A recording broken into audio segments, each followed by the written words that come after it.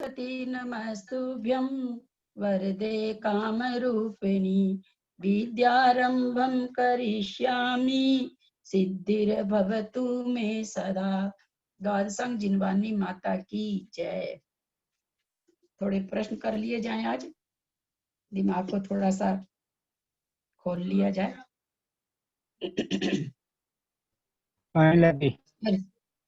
आशीर्वाद भैया। सरिता जी आई हैं, सरिता जी इम्पेक्स, सरिता पाटनी।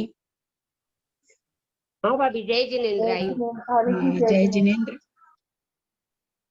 प्रथमोपसम सम्यक प्राप्त करने वाले जीव को 5 लब्धि कौन सी करनी पड़ती है? 5 लब्धि के नाम बताएं। लब्धि, विशुद्ध लब्धि, देशना लब्धि, प्रायोग्य लब्धि और करण लब्धि। बहुत अच्छा। विशुद्ध की जगह विशुद्धि है ना, विशुद्धि लब्धि। ठीक है, बहुत अच्छा, बहुत अच्छा आपने कहा। मैं तो आज पहली बार ही पूछी हूँ आपसे।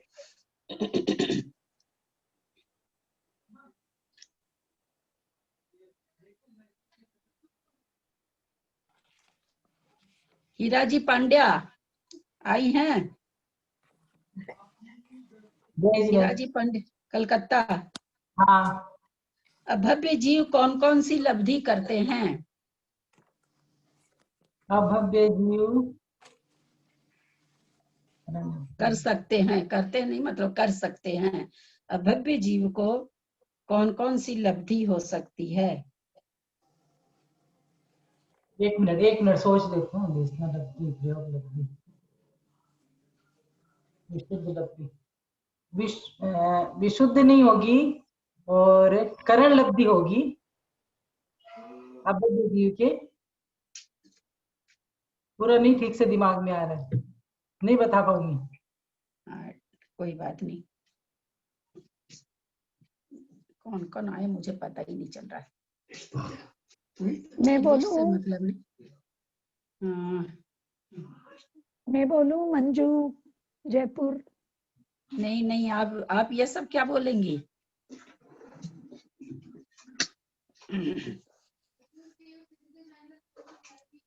सालू जैन, अभव्य जीव को कौन कौन सी लब्धि हो सकती है? सालू,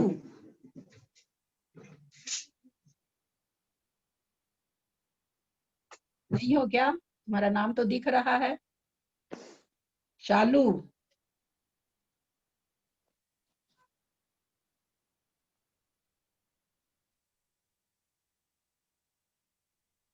नहीं है क्या? आई तो थी, आई तो थी।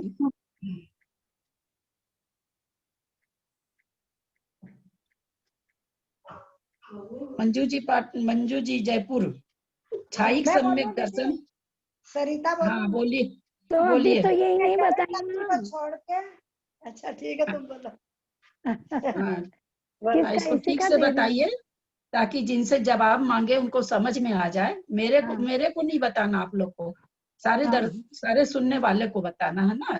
दिमाग में ये रखिए, उनको बताना है। हाँ। अभव्य जीव शुरू की 4 लब्धियां कर सकता है।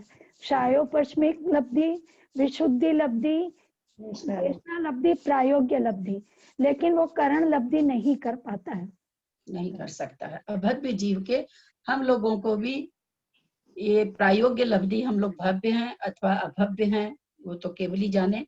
हम लोगों ने हजारों बार इस लब्धि को प्राप्त किया होगा। तो ये 4 जो लब्धियां हैं, यानी क्षायोपशमिक, विशुद्धि, देशना, प्रायोग्य लब्धि, इन लब्धियों को हम लोगों ने भी बहुत बार प्राप्त किया होगा। कुसुम जी, प्रायोग्य लब्धि में क्या क्या काम होता है?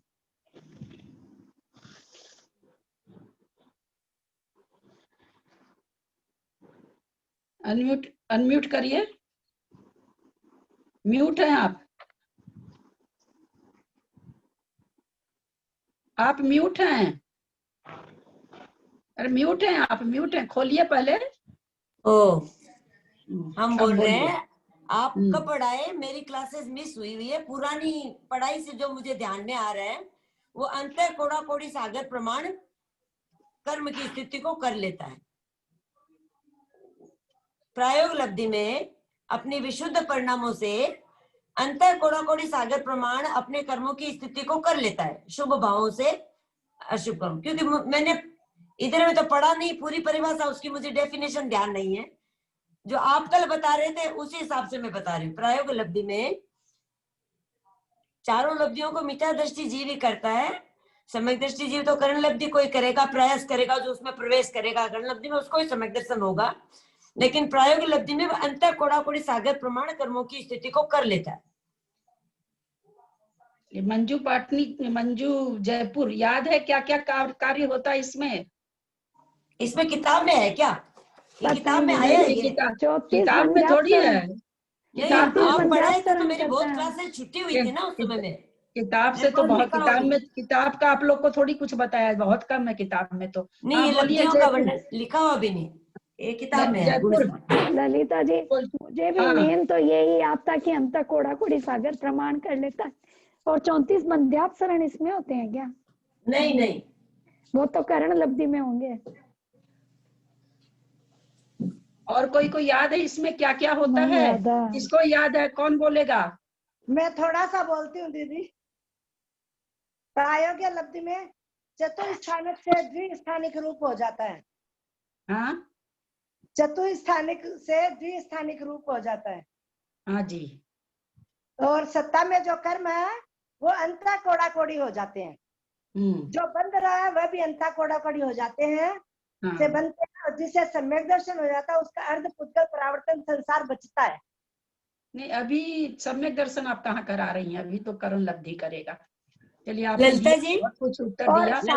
आयु कर्म को छोड़कर बाकी 7 कर्मों की स्थिति अंता कोड़ा कोड़ी हो जाती है। बहुत सुंदर ललिता जी, हम बोले एक बार। ललिता जी हाँ, ये बोले हैं तो मुझे ध्यान में आया थोड़ा। इसके अंदर में जो है विशुद्ध होता हुआ आयु के बिना शेष 7 कर्मों की स्थिति को तो अंता कोड़ा कोड़ी सागर प्रमाण कर लेता है और अप्रशस्त प्रकृतियों के अनुभव को द्विस्थानीय वो लता दारू अस्थि सेल में से लता दारू रूप करता है। ये किताब की परिभाषा जो मेरे पास लिखी हुई वही मैं बोल रही हूँ। नवीन कर्मों का बंध अंता कोड़ा कोड़ी सागर से प्रारंभ करके हीन बांधता है और यहाँ पर 34 बंधाव शरण होते हैं। लब्धि सार की अपेक्षा आपने बताया था, इसमें लब्धि सार की अपेक्षा आपने बताया 34 बंधाव शरण होते हैं। हालांकि 34 बंधाव शरण हम लोगों को पता नहीं क्या है। तो कहाँ से पता रहेगा? ये मेरा लास्ट, हाँ, ये मेरा लास्ट प्रश्न था बेनाड़ा जी से। पहले दिन मैंने पूछा, दूसरे दिन वो हॉस्पिटल में भर्ती हो गए। मैं रोज वेट करती रही कि वो बोले मैं नहीं बता पाऊंगा, मेरे को लब्धि सार देखना पड़ेगा। तो मैं कही कि मेरे गूगल पर कुछ खुला हुआ थोड़ा बहुत, मैं वो भेजूं आपको? तो बोले नहीं, लब्धि सार ही देखना पड़ेगा। मैं उनका 2 दिन वेट करती रही, फोन करती रही, फोन उठे नहीं। कभी ऐसा हुआ नहीं आज तक कि ये तुरंत मेरे को बताते थे, समझ में नहीं आता। तीसरे दिन उनके लड़के का फोन आया, जी आपका फोन रोज आ रहा है, पापा जी तो हॉस्पिटल में है, बाबूजी तो जो भी कहे होंगे हॉस्पिटल में है। ये उनसे मेरा आखिरी प्रश्न था।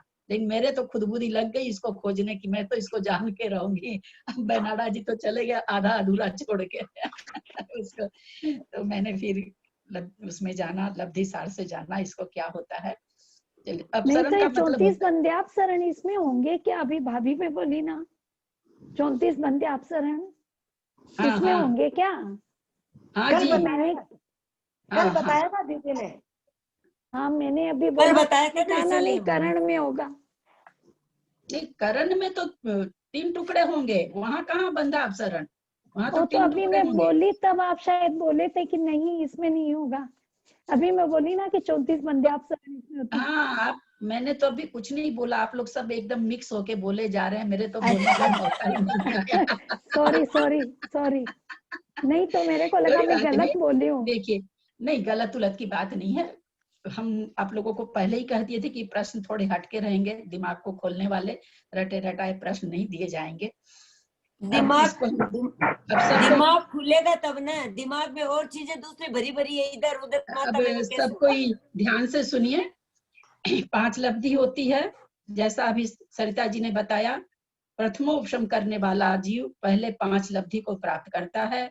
उसमें से जो शुरू की 4 लब्धि है, क्षयोपशमिक लब्धि, उसमें कर्मों की स्थिति को कम करता है, उसमें भी क्षयोपशम करते जाता है। विशुद्धि में उस विशुद्धि को धारण करते हुए शुभ कर्मों को ज्यादा बांधता है, शुभ कर्मों को। और इसकी बढ़िया से परिभाषा, ये तो मैं भी अंदाज से ऐसे ही बोल रही हूँ केवल। देशना लब्धि में देशना को धारण करता है। देशना को सुनना नहीं, देशना को धारण करना। प्रायोग्य लब्धि में कितने कार्य होते हैं, ध्यान से सुने। सबसे पहले तो जो नवीन कर्म का बंध करता है, आयु कर्म को छोड़कर 7 कर्मों की स्थिति को अंतः कोड़ा कोड़ी प्रमाण बांधता है। दूसरा काम ये करता है कि सत्ता में पड़ी हुई प्रकृतियों का भी का सत्व भी अंतः कोड़ा कोड़ी करता है। तीसरा काम ये होता है, शुभ प्रकृतियों का अनुभाग तो अमृत और शर्करा रूप करता है, और अशुभ प्रकृतियों का नीम और कांजी रूप करता है। अनुभाग नीम और कांजी रूप करता है। ये 4 काम हुए। 5वां काम इसमें ये होता है कि पृथकत्व वर्ष से 34 बंधा अपसरण होते हैं, जो किसी दिन आप लोग को स्पेशल अलग से बताया जाएगा, बिल्कुल, क्योंकि वो लिख के भेजूंगी आप लोग के पास। फोटो बोर्ड तो इतना छोटा है कि बोर्ड पर तो कुछ कर ही नहीं पाते हैं। पृथकत्व क्या बोले? पृथकत्व वर्ष में माने 5 से 700 वर्ष में एक एक प्रकृति का बंधा अपसरण करता है। बंधा अपसरण का मतलब एक एक प्रकृति की बंध विच्छुत्ति करता है। ये टेम्परोरी है, क्योंकि सम्यक दर्शन प्राप्त करने के बाद में मिथ्यात्व में आता है तो पुनः बंद करने लग सकता है। ये टेम्परोरी यहाँ पर, चूंकि उसको आगे सम्यक तो प्राप्त करना है, इसलिए टेम्परोरी 34 बंधापसरण यानी 34 बार, हर बार 500-700 वर्ष का जो बंधे हुए कर्म है उसकी स्थिति कम करता जाता है, और एक बंधापसरण होता है। फिर 500 से 700 वर्ष उसकी स्थिति कम करता है, जो सत्ता में कर्म है उनकी, फिर एक बंधापसरण करता है।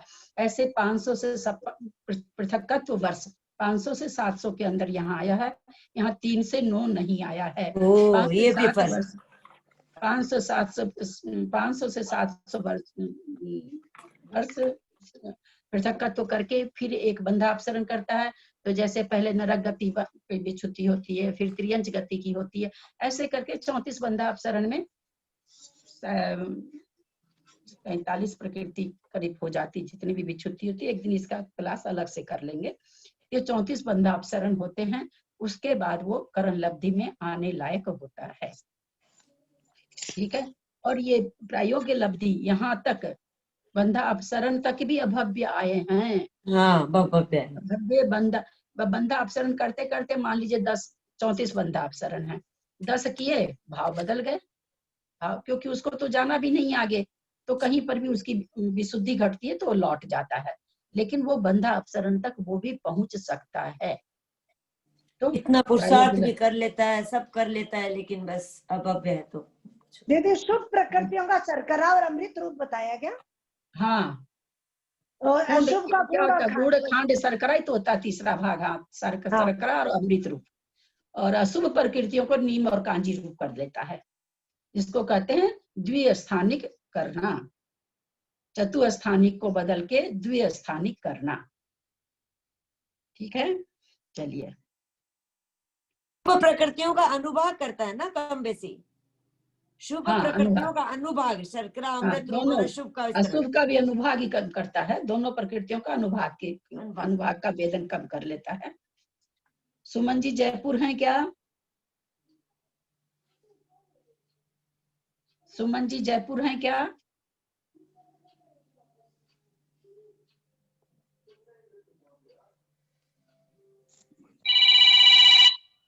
त्रिशला जी दिल्ली, त्रिशला जी दिल्ली, छाईक सम्यक हैं क्या? बोले नहीं। त्रिशला जी, मैं बोल रही हूँ, मैं हूँ जयजीत भाभी। हाँ, प्रश्न है, छाईक सम्यक दर्शन त्रियंचों में कहाँ होता है, किस गुण स्थान में होता है? छाईक सम्यक दर्शन त्रियंचों में कहाँ पाया जाता है और किस गुण स्थान में होता है? छायक सम्यक दर्शन त्रियंचों में, वैसे मुझे पक्का नहीं पता, पर शंभु रमन के जीवों में हो सकता है पाया जाता हो, शंभु रमन के जीवों में और पंचम गुण स्थान में। लेकिन वैसे छायक सम्यक दर्शन की जो जीव है त्रियंजी भोग भूमि में होते हैं। छायक समग्र मतलब पहले मिथ्यात्व में रहा, फिर उसने सम्यक दर्शन प्राप्त कर लिया, छायक कर लिया, और कोई भी फिर भूमि चला जाए। आपका उत्तर मेरे पल्ले नहीं पड़ा, आप फिर से बोलिए तो। तो त्रियंच गति का जीव छायक सम्यक दर्शन वो है तो वो भोग भूमि जाएगा। हाँ, अब उत्तर सही है आपका। स्वयंभू रमन कहाँ चले गए? नहीं, वहाँ मैंने नहीं होता छायक सम्यक दर्शन, नियम से नहीं होता है। भोग भूमि जाएगा। हाँ, भोग भूमि में पाया जाता है। और गुण स्थान कौन सा होगा? गुण स्थान उसका चौथा होगा। चौथा होगा। तो ये नियम है, छायिक सम्यक दर्शन अगर त्रियंचों में पाया जाएगा तो भोग भूमि के त्रियंचों में ही पाया जाएगा, और गुण स्थान चौथा ही होगा। पांचवें गुण स्थानवर्ती त्रियंचों में छायिक सम्यक दर्शन नहीं पाया जाता है। अच्छा, इसमें मैं एक बात पूछना चाह रही हूँ, जो शंभु रमन का जीव होता है, त्रियंच होता है, तो उनको जैसे वो देशवर्ती भी होते हैं, बहुत सारे जीव देशवर्ती होते हैं, तो क्या उनमें कोई जीव छायक सम्यक दर्शन भी होता है? वो छायोपसमिक, वहां तो वो प्रथमोपसम भी नहीं कर सकते हैं। यहाँ से जो छायोपसमिक लेके जाते हैं उन्हीं के पास रहता है। वहाँ प्रथमोपसम सम्यक तो होने की क्या नाम है, सो विरोध है। हाँ, विरोध होती है। ठीक है, ठीक है, ठीक।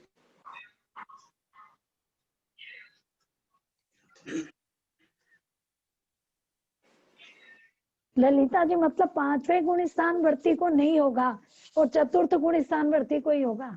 नहीं हो, पांचवें गुण स्थानवर्ती को, पांचवें गुण स्थानवर्ती में छायिक सम्यक दृष्टि त्रियंच नहीं पाए जाते हैं। छायिक सम्यक दृष्टि, छायोपसमिक के तो पांचवा गुण स्थान होगा, छायिक सम्यक दृष्टि। ये सब सारे ये सवाल है ना, आप लोग 10 भी ग्रंथ खोज लेंगे तो कहीं नहीं इस तरह से लिखा हुआ है। ये सारी तर्कना के सवाल है कि हमें जितना सिद्धांत मिला है उसमें से और हम कितना सिद्धांत निकाल सकते हैं। किताबों में ऐसे लिखा हुआ कहीं नहीं मिलेगा कि हाँ इसको ऐसे नहीं होता है, इसको ऐसे नहीं होता है।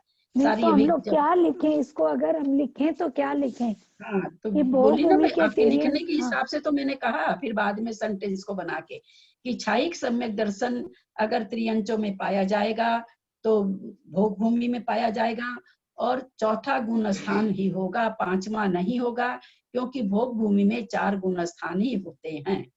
पांचवा गुण स्थान त्रियंचों में पाया जाएगा तो छायोपसमिक के पाया जाएगा। समझ में आया? हाँ हाँ।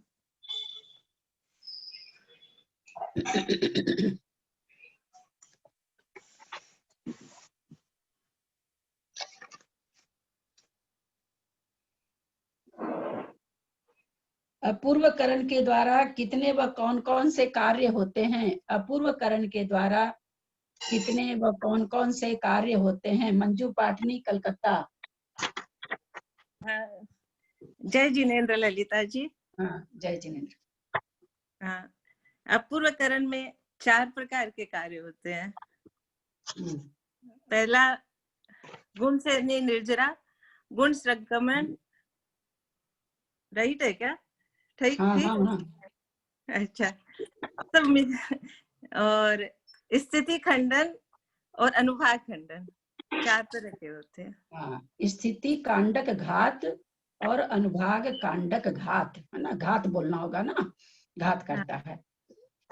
स्थिति कांडक घात का मतलब क्या होता है?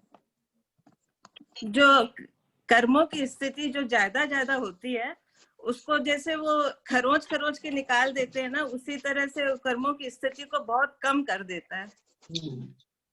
ठीक है, एकदम ठीक है। और अनुभाग में भी वो कम हो जाती है। वैसे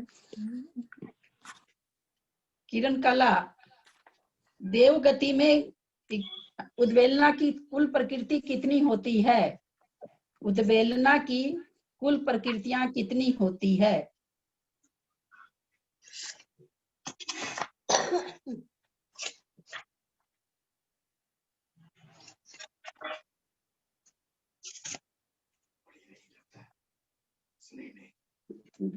आई है क्या किरण जी, कलकत्ता? हाँ, आई हूँ। हाँ भाभी बताएं, उद्वेलना कितने कर्मों में, कौन से कर्मों में होती है? किस कर्म प्रकृति में? कर्म मतलब कर्म प्रकृति में। जिस कर्म जो कर्म प्रकृति जिस कर्म प्रकृति में जीव अभी न तो बंद कर रहा है और न वो उसका उसमें उदय आ रहा है, न उदीर्णा हो रही है, उस कर्म प्रकृति में उद्वेलना कर सकता है, जैसे मिथ्यात्व गुण स्थान में कर सकता है। जहाँ पर बहुत अच्छा उदीर्णा का आपने परिभाषा दी, पर मैंने आपसे उद्वेलना की प्रकृतियों का नाम पूछा है। उद्वेलना की प्रकृतियों का नाम पूछा है। की प्रकृतियों का नाम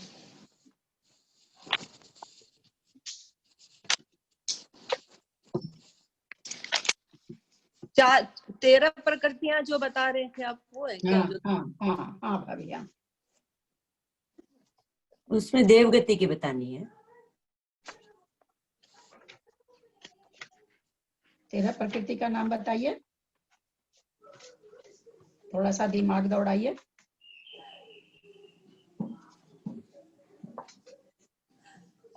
मिथ्यात्व। हाँ, मिथ्यात्व का क्या होगा? मिथ्यात्व में तो बदलेगी। हाँ, बदलेगी। मिथ्यात्व का उद्वेलना हो जाए तो मजे ही मजे हैं। आहारक दिक्की। हाँ, ये सही है क्या? हाँ। और एक इंद्रिय विकल्प वाला और चारों कोई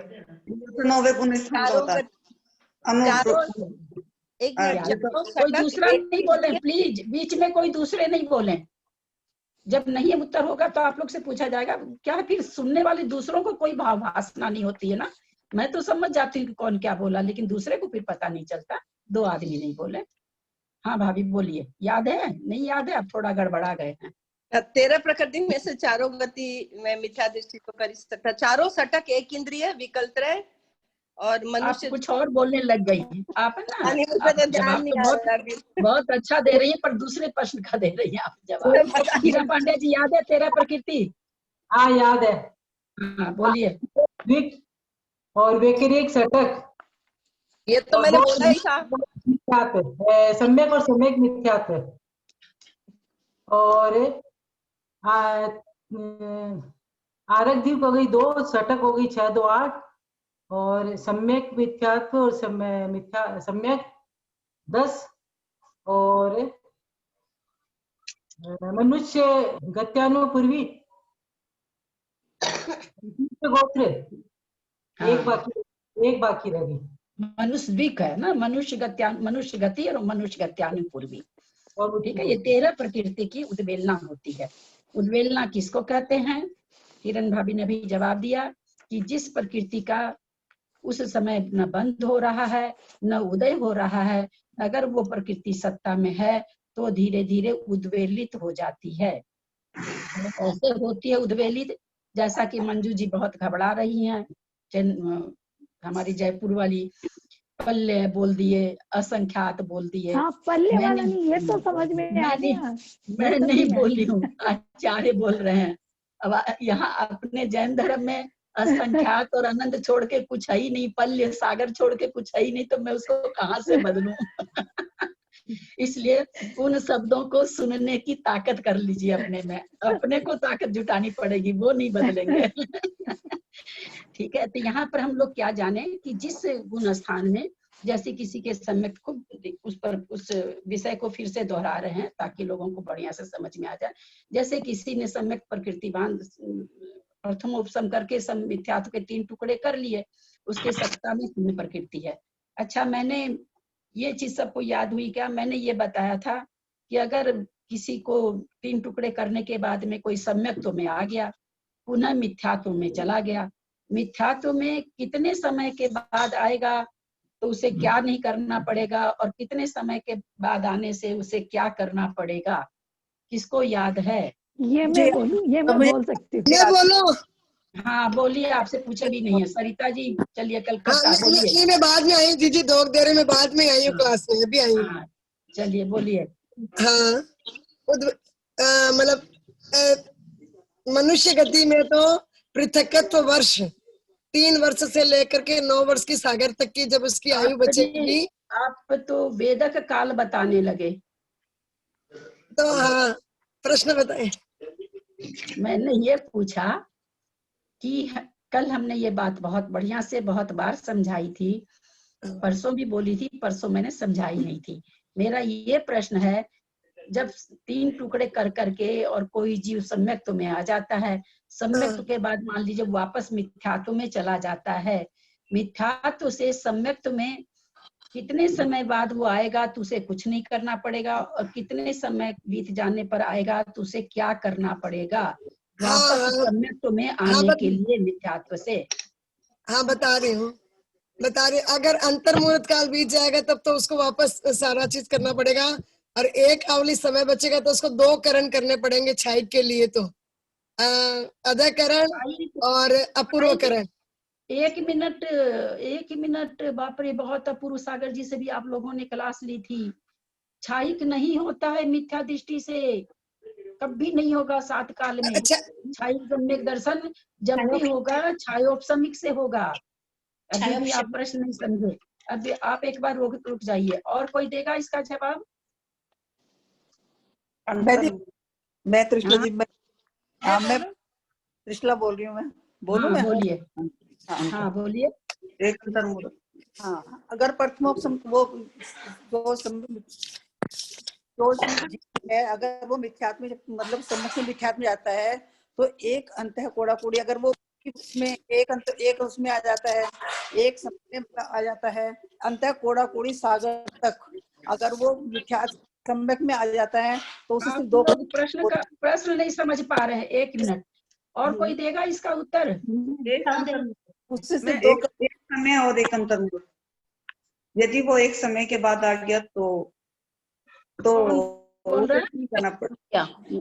ललिता जी मैं बोलूं क्या? मैं बोलती हूँ। मैं बोल रही। बोलिए, कोई एक जन बोलिए। किरण बोलूं? मैं कविता सेठी बोलूं? सम्यक्त प्रकृति यदि एक अंतर मुहूर्त में उदय नहीं आएगी तो अधकरण अपूर्वकरण करना पड़ेगा, तब वह मिथ्या से सम्यक्त को तो प्राप्त कर सकेगा या प्रथमोपसम सम्यक्त प्राप्त करेगा। और छायोपसमिक सम्यक दृष्टि, मैं ठीक बोल रही हूँ क्या कि मैं भी प्रश्न नहीं समझी हूँ? सुन के आप लोग है ना क्लास में ना, जब मैं बोलती हूँ तो मत लिखा करिए। आप लोग देखा हुआ देख के बोल रही, फिर भी गलत बोल रही, इसका मतलब आपने गलत लिख लिया। कुछ नहीं है, कुछ गलत है, ऐसा नहीं कि सारा गलत है। कौन कोई बोल रही थी ना? मैं बताऊं ललिता जी, मैं बताऊं? एक अंतर मुहूर्त तक वो कुछ नहीं करेगा। ललिता जी, मंजू जयपुर। कोई भी 1 मिनट, कोई भी इस तरह से प्लीज बहुत रिक्वेस्ट से कहते हैं, कोई भी ऐसे प्रश्न का उत्तर मत दीजिए, किसी को लाभ नहीं होगा, है ना? किसी को लाभ नहीं होगा। खूब बढ़िया से बढ़िया, इतने अच्छे सब तर्क वाले प्रश्न हैं। तर्क वाले प्रश्नों को बहुत शांति से दिया जाता है ना। कोई उधर से बोला जा रहा है, कोई उधर से, अगर आपको आता है तो बहुत अच्छी बात है ना, लेकिन ऐसे नहीं। अब बोलिए, आप कौन बोलना चाह रहे हैं? मैं बोल रही हूँ कविता सेठी। हाँ बोलिए कविता जी। हाँ रोंग है ना वो, आप सुधरवा दीजिएगा। अगर कोई वीडियो ऑन करिए पहले, ऐसा समझ में नहीं, वीडियो ऑन करिए पहले। अच्छा, हाँ सॉरी। अगर कोई छायोपसमिक सम्यक दृष्टि मिथ्यात्व में चला गया और एक अंतर मुहूर्त तक वापस नहीं आया तो उसको वापस से 2 करण करने पड़ेंगे, अधकरण और अपूर्वकरण। वो जीव तभी वह वापस सम्यक प्रकृति को उदय में लाने के लिए करना पड़ेगा। अंतर मुहूर्त क्षुद्र भव के समान मानना चाहिए उसको। बड़ा 48 मिनट वाला ही अंतर मुहूर्त में मानना चाहिए। उत्तर ठीक है, यहाँ पर थोड़ा गलत कर रहे हैं। हाँ, अब ध्यान से सुनिए सब कोई भी छायोपसमिक सम्यक मैं बोलूं? एक बार बोलिए।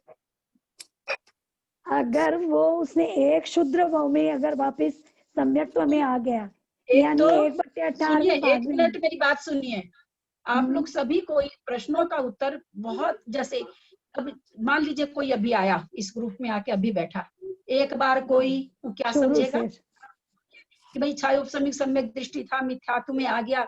पूरा सेंटेंस को बोलिए ताकि कोई भी किसी भी समय सुने तो उसको सुनने में आ जाए। रिकॉर्डिंग चालू है, रिकॉर्डिंग आगे से ही बोल दूं।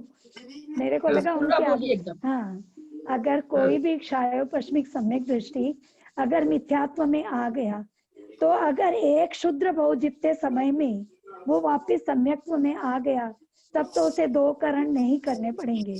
और नहीं तो उसके बाद उसको जितना भी समय लगेगा, तो अगर 3 मतलब प्रत्यकत्व सागर प्रमाण अगर समय में रहा, उसके बीच में ही अगर उसने वापिस, बोलना ही नहीं आ रहा है, उसमें अगर उसने नहीं किया, मतलब उसके आप ऊपर आगे वो का उत्तर चला ले गई। गया। इसका उत्तर हाँ नहीं, आप ठीक बोली, थोड़ा सा गड़बड़ ठीक बोली। अब सुन लीजिए आप लोग सबको ध्यान से। कल ये चर्चा आई थी, मैं बताऊं, ये जो चर्चा आप लोग को बताई गई है, कल पंकज भैया का फोन आया। मैंने पंकज भैया को कहा कि पंकज, मैंने ही भैया को फोन किया था, फिर भैया का आया था कि पंकज भैया, सो क्षुद्र भाव के बाद अगर कोई सम्यक्त्व में जाता है तो उसको 2 करण करने पड़ते हैं। भैया बोलते मैंने तो आज तक ही नहीं सुना, हम लोग तो यही कहते आ रहे हैं, सम्यक प्रकृति उदय में आएगी तो उदय छायोपसमिक हो जाएगा, मिथ्या तो आएगी तो मिथ्या दृष्टि हो जाएगा। मैं कि भैया लब्धि सार निकाल के पढ़िए। इतने कल खुश हुए पंकज भैया, इतने खुश हुए कि आज तक ही नहीं कभी सोचे कि हाँ इस तरह का भी होता है। और मैं आप लोग को बीच बीच में भी कई बार बता चुकी हूँ कि 2 करण करने पड़ते हैं।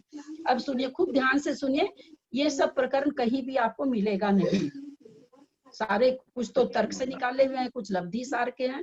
ये कर्णानुयोग से बेचारा पतला सा ग्रंथ, इसमें तो रहेगा ही कहाँ से। कोई भी छायोपसमिक सम्यक दृष्टि अगर मिथ्यात्व में जाता किसी भी समय, कोई ऐसा नहीं कि प्रथम उपसम किया उसी समय, क्योंकि एक कोड़ा कोड़ी सागर परमान स्थिति है इसकी, बहुत बड़ी है। कितने भाव में घूम जाएंगे फिर भी सत्ता बनी रहेगी इसकी। एक कोड़ा कोड़ी 1 करोड़ से ज्यादा, 1 करोड़ को 1 करोड़ से गुना कर लें, उसमें एक समय कम अंतः कोड़ा कोड़ी होता है, एक समय कम भी अंतः कोड़ा कोड़ी होता है। कहाँ आयु कितनी है? 7वें नरक की 33 सागर है। ऊपर वाले देव 33 वाले में तो जाके मोक्ष ही है, फिर तो मतलब नहीं है, इसलिए उसको नहीं बोला जा रहा है। तो कितना भी नरकों में घुमाएंगे, 1 इंद्री में 2 इंद्री में, सब जगह घूम घाम के आके भी हमारे सत्व बना रह सकता है। तो वो तो यहाँ पर अभी बात ही नहीं पूछी जा रही। बात यहाँ ये पूछी गई कि अगर कोई छायोपसमिक सम्यक दृष्टि, छायोपसमिक सम्यक चौथे गुण स्थान से असंयत सम्यक दृष्टि अगर मिथ्यात्व को प्राप्त हो जाता है, तो पुनः अगर वो सम्यक्त को प्राप्त करता है, उसका क्या व्यवस्था है? तो आचार्य कहते हैं, एक क्षुद्र भाव के जितने समय में अगर वो वापस सम्यक्त को प्राप्त करता है तो सम्यक्त असंयत सम्यक दृष्टि बन जाएगा। लेकिन अगर उससे ज्यादा वो मिथ्यात्व में रह जाता है और फिर छायोपसमिक सम्यक दर्शन अथवा असंयत सम्यक दृष्टि बनना चाहता है, बनने का प्रयास करता है, तो उसे 2 करण करने पड़ते हैं, अधकरण और अपूर्वकरण। यहाँ करण बोल के कुछ नहीं, इतनी वो मिथ्यात्व में जाने के बाद में उसको इतनी विशुद्धि करनी पड़ेगी। वही गुण संक्रमण, अभी जैसे मंजू पाटनी जी ने 4 काम बताया कि 4 काम होता है उसमें, वो चारों कार्य उसको करने पड़ेंगे। अपने आप परिणामों की विशुद्धि से अपने आप हो जाते हैं, कोई बुद्धिपूर्वक थोड़ी कर रहा। तो क्षुद्र भाव, अब क्षुद्र भाव को हमने ये समझाया था कि भाई क्षुद्र भाव होता है एक श्वास का 18वां भाग। क्षुद्र भाव चूंकि एक श्वास में 18 बार मर रहा, तो उसकी आयु कितनी हुई? एक श्वास का 18वां भाग। समझ में आ रहा है? एक श्वास में 18 बार जन्म रहा और मर रहा है, तो आयु कितनी हो गई उसकी? श्वास का 18वां भाग। इसको कहते हैं क्षुद्र भाव। क्षुद्र भाव से, क्षुद्र भाव ये अंतर्मूर्त क्या नाम है, इससे बहुत बड़ा है। अंतर्मूर्त से ये बहुत बड़ा है क्षुद्र भाव। देखने में लग रहा है क्षुद्र भाव, क्योंकि उसमें तो अंतर्मूर्त एक आवली से ही शुरू हो जाता है, एक आवली एक समय से शुरू हो जाता है।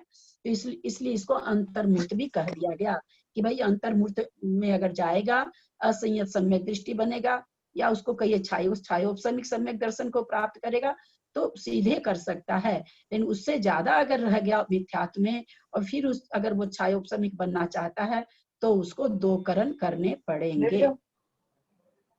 समझ में आया कि नहीं सबको? एकदम सीधा सा कथन है। छायोपसमिक समय में फिर एक बार समझाती हूँ। छायोपसमिक सम्यक दृष्टि मिथ्यात्व में अगर चला गया, पुनः उसको छायोपसमिक सम्यक दर्शन प्राप्त करने के लिए अगर वो अंतर्मूर्त से ज्यादा काल मिथ्यात्व में रहता है, तो उसे 2 करण करने पड़ते हैं। अगर अंतर्मूर्त के पहले ही वापस उसकी ये हो गया, परिणामों में विशुद्धि आ गई, तो वो सम्यक को प्राप्त छायोपसमिक बन जाएगा। लेकिन अंतर्मूर्त के ज्यादा अगर मिथ्यात्व में रह गया, तो उसे 2 करण पूर्वक आना पड़ेगा। किसी ने बीच में छायिक बोल दिया था। कल मैंने छायोपशमिक चारित्र, छायोपशमिक सम्यक प्राप्त करने के लिए 2 करण करने पड़ते हैं। छायिक चारित्र, छायिक सम्यक दर्शन, अनंतानुबंधी की विसंयोजना, ये सब करने के लिए 3 करण करने पड़ते हैं। इसलिए 3 करण जहां भी होगा, जहां छायिक सम्यक दर्शन प्राप्त करने की बात आएगी अथवा छायिक चारित्र, कहाँ होता है छायिक चारित्र? 12वें गुण स्थान में, वहां पर 3 करण के बाद ही जाता है, तो 3 करण करने पड़ते हैं। बाकी छायोपशम जो भी चीज प्राप्त करेगा उसमें 2 करण करने होते हैं। जैसे चौथे गुण स्थान से केसी भाई साहब ने कभी प्रतिमा ली थी, उस समय उन्होंने 5वां गुण स्थान प्राप्त किया। कौन सा चारित्र है? छायोपशमिक। यहाँ इनके परिणामों में 2 करण हुए होंगे, तभी छायोपशमिक चारित्र प्राप्त कर सकता है जीव, नहीं तो नहीं कर सकता है। कोई चौथे से 7वें में आ रहा है, उसके भी छायोपशमिक चारित्र है, तो उसको भी 2 करण करने पड़ेंगे छायोपशमिक चारित्र प्राप्त करने के लिए, क्योंकि चौथे गुण स्थान में अभी उसके चारित्र नहीं है। तो चारित्र प्राप्त, छायोपशमिक कोई भी चीज प्राप्त करने के लिए 2 करण की व्यवस्था है। छायिक प्राप्त करने के लिए 3 करण करने पड़ते हैं, क्योंकि वो बहुत बड़ा काम है। छायिक तो बहुत बड़ा काम है, तो इसलिए वहां पर 3 करण करने पड़ते हैं। बात समझ में आई कि नहीं, कि मैं पुनः फिर और बोलूं? कुल कितनी बार करण करने होते हैं ललिता जी? होते रहते हैं करण। कितनी बार? कुछ नियम तो होगा, सिद्धांत होगा कुछ? जब ये कह दिया आचार्य कि प्रथमो उपशम सम्यक्त्व, पल्ल के असंख्यात्म भाग में जितने समय होते हैं उतनी बार कर सकता है, तो प्रथमोपशम सम्यक करने में तो 3 करण करने पड़ रहे हैं। पल्ल के असंख्यात्म भाग में वर्ष नहीं, पल्ल के असंख्यात्म भाग में वर्ष भी असंख्यात ही होते हैं, यहाँ समय कह रहे हैं। पल्ल के असंख्यात्म भाग में जितने समय होते हैं उतनी बार प्रथमो उपशम सम्यक तो प्राप्त कर सकता है। अरे हम कब से है जीव, कोई ठीक तो कब से या अनादि से है, काल की कोई सीमा नहीं है, काल की कोई सीमा तो है नहीं, करते रहो। तो इतनी बार कर सकता है, उसके जितनी बार प्रथमो उपशम करेगा 3 करण करना पड़ेगा। विशुद्धि का ही खेल है, इसमें करने का कुछ नहीं। और एक चीज मैं बोलना भूल गई, छायिक और उपशम 2 चीज जहां भी होगी, उपशम चारित्र होगा, तो जैसे 11वें गुण स्थान में उपशम चारित्र हो रहा है और 12वें का छायिक चारित्र हो रहा है, क्योंकि 21 चारित्र मोहनी की, छायिक चारित्र का मतलब क्या? चारित्र मोहनी की प्रकृतियों का क्षय करना। 21 प्रकृति है वहां पर, 4 प्रकृति तो अनंतानुबंधी का, चाहे तो दबाया है, चाहे विसंयोजन किया, कुछ भी किया है तभी आगे बढ़ा है। 21 प्रकृति चारित्र मोहनी की है, इसको अगर क्षय कर रहा है तो भी वहां 3 करण हो रहे हैं, और उपशम करके 11वें गुण स्थान में पहुंच रहा है तो भी 3 करण करना पड़ रहा है। तो कहीं भी उपशम अगर क्षय होता है तो वहां पर तीनों करण होते हैं, जहां पर छायोपशमिक होता है वहां पर 2 करण होते हैं। तो विसर्जन तो खाली अनंतानुबंधी का ही होता है।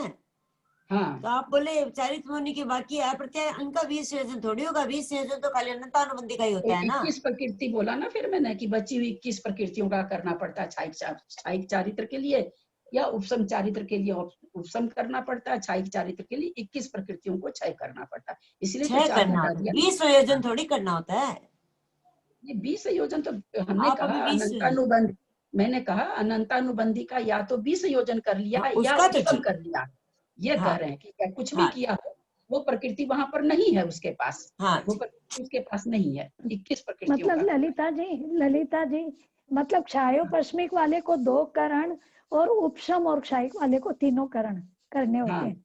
हाँ, जब भी कोई चीज ऐसा कर रहा होगा, उपशम अथवा छायिक किसी चीज को कर रहा है, मोहनीय प्रकृति को करने के लिए जरूरत पड़ती है, तो 3 करण करने पड़ते हैं, क्योंकि ये ज्यादा विशुद्ध हैं, छायोपशमिक से ज्यादा विशुद्ध हैं। देवगति में 13 प्रकृति में से कौन कौन सी प्रकृति की उद्वेलना होती है? सरिता जैन, चेन्नई।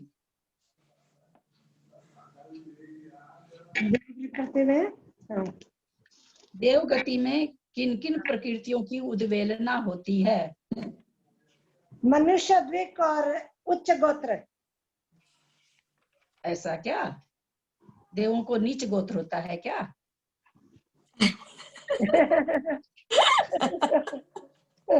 उद्वेलना उद्वेलना तो मैं बताऊं? मैं बताऊं क्या ललिता जी? हाँ बताइए।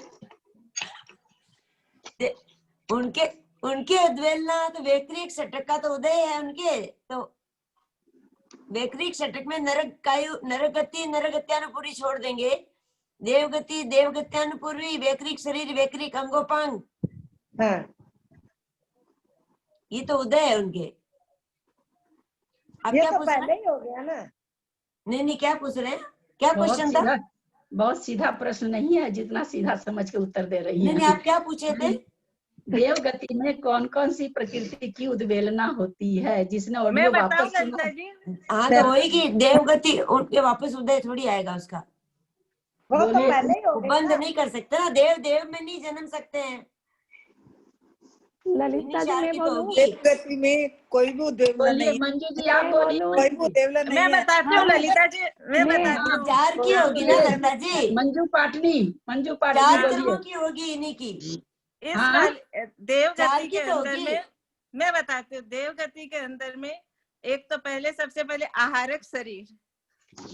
भैया मेरी देवगति में कोई भी उद्वेलना नहीं होती है। आप उद्वेलना नहीं होती है, उद्वेलना नहीं होती है।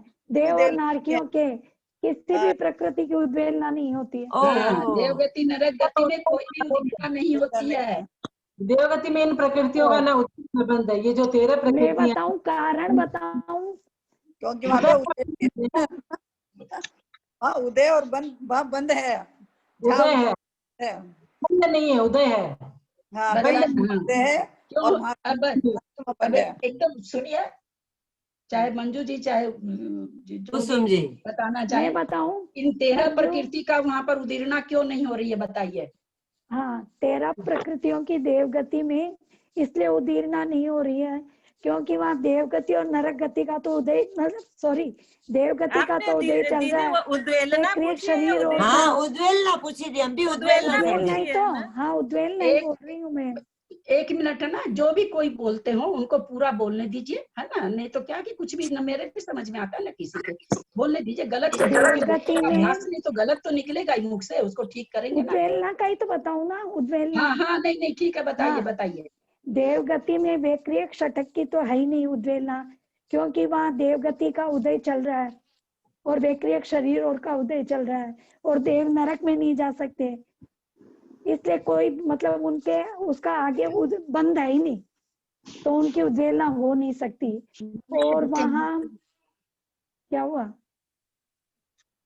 और आगे वो मनुष्य गति बांध सकते हैं, इसलिए मनुष्य द्विक की उद्वेलना भी नहीं होगी और आहारक शरीर अंगोपांग की भी उद्वेलना नहीं होगी, किसी की भी उद्वेलना नहीं हो सकती वहाँ। हाँ बताए तो ठीक है थोड़ा सा। अच्छा चलिए, और बाद में आप लोग को समझाऊंगी, इसका पहले पूछ लेती हूँ। एक ही दिन समझाई हूँ ना, इसलिए मतलब लोग जितना भी जवाब दे रहे हैं सराहनीय है। एक ही दिन, भले एक दिन में 10 बार समझाई हूँ, तो समझाई तो एक ही दिन में। क्या बोल रही हीरा जी? मैं जो समझू एक बार बोलूं, क्योंकि उनमें इसमें वैक्रिक शरीर का और का तो षष्टक का तो उदय है, वैक्रिक शरीर को पांच का तो, लेकिन बाकी बंद नहीं है, क्योंकि देव में नहीं जा सकते, नरक में नहीं जा सकते। इसलिए इन लोग ये जब उदय और बंद दोनों नहीं होता है तब उसका उद्वेलना होती है। इनके ये उदय है और उदय है, बंद नहीं है, तो इनकी कोई भी उद्वेलना नहीं होनी चाहिए। तो ये सही है क्या? हाँ, देवगति में कोई भी उदीर्णा, किसी भी प्रकृति की उदीर्णा नहीं होती है। अब हम लोग एक ये तो हुआ एक सामान्य कथन, है ना, या इसको कह सकते हैं। जैसे सबसे पहले अपने लोग हम अब इसको समझा ही देते हैं क्योंकि थोड़ा सा समय रह गया है। 13 प्रकृति हम लोगों ने जाना कि उद्वेलना की 13 प्रकृति होती है, ठीक है। ललिता जी नाम लिखा दीजिए ना एक बार 13 प्रकृतियों का, मेरा सब उल्टा पल्टा लिखा हुआ है। हाँ भाभी लिखिए। सम्यक्त प्रकृति, सम्यक्त मिथ्यात्व प्रकृति। दीदी क्रम से तो वैसे ही होगा ना, आहारक द्विक से शुरू होगा सम्यक प्रकृति और ये बाद में जाएगी ना सम्यक मिथ्यात्व प्रकृति। हाँ ये तो आप ठीक क्रम से लिखा दीजिए ताकि वो पहले जाती। हाँ ठीक है। हम सोचे 223 नंबर में लिखा हुआ है दीदी, 223 नंबर के प्रश्न का उत्तर है ये पूरा। सही कह रही है, 223 का उत्तर है। हाँ किताब में शायद है, हाँ ये एक बार आप बोल दीजिए 223 नंबर का। तो आपने दिखाई दिया, 2-3 और 3-4 बोल दीजिए। पहले भाभी आहारक द्विक आएगा, आहारक शरीर, क्योंकि पहले आहारक शरीर और आहारक अंगोपांग, फिर उसके बाद आएगा सम्यक्त और सम्यक्त मिथ्यात्व। हाँ ठीक है। देवगति, देवगत्यानुपूर्वी। अब इन प्रकृतियों को आप लोग शास्त्र की भाषा में बोलना चालू कर दीजिए। जैसे आहारक द्विक, नरक द्विक, देव द्विक, है ना, तो उससे क्या है कि लिखना भी कम पड़ेगा, बोलना भी कम पड़ेगा। देवगति, देवगत्यानुपूर्वी, नरक गति, नरक गत्यानुपूर्वी, वेक्रियक शरीर, वेक्रियक आंगोपांग, मनुष्य गति, मनुष्य गत्यानुपूर्वी,